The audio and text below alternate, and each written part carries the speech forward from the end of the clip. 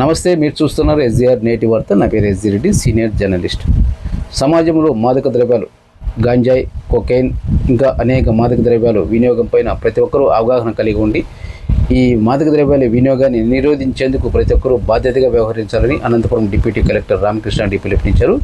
గంజాయి వినియోగం సమాచారాన్ని ప్రతి ఒక్కరూ టోల్ ఫ్రీ నెంబర్ 1972కు అందించాలని, అదేవిధంగా సమాచారాన్ని అందించిన వారి వివరాలు కూడా గోప్యంగా ఉంచుతామని డిప్యూటీ కలెక్టర్ రామకృష్ణారెడ్డి పేర్కొన్నారు.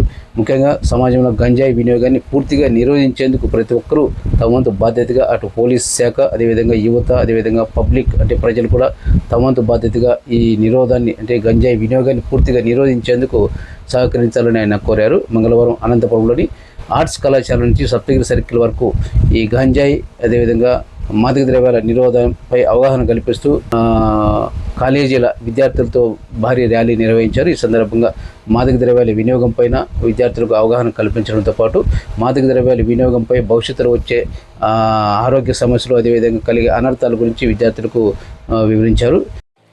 ఇక ఈ కార్యక్రమానికి ముఖ్య అతిథులుగా అనంతపురం డిప్యూటీ కలెక్టర్ రామకృష్ణారెడ్డితో పాటు Disha police station DSP Mahaboob Basha, అదేవిధంగా Rotary Club organizing chairman Shantaraj, జిల్లా legal cell sub inspector Hanumanthu, Rotary Club elect DG Keshava Reddy, Rotary Club Anantapuram central అధ్యక్షులు కార్యదర్శులు Galla Harsha, child welfare committee chairman Meda Ramalakshmi, treasurer Meda Aravind, retired principal Muralidhar Rao, arts కళాశాల vice principal Sahadev, Swachhandhra Pradesh director Bhavani Ravikumar, micro irrigation director Patti Chandrasekhar, DRR Teja, అదేవిధంగా పలువురు rotary club సభ్యులు, కాలేజీల యాజమాన్యం, విద్యార్థులు పాల్గొన్నారు.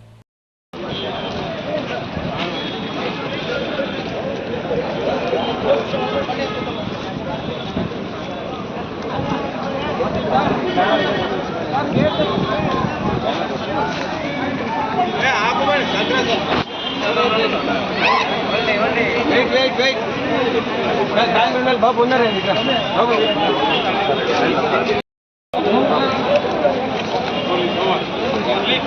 రూట్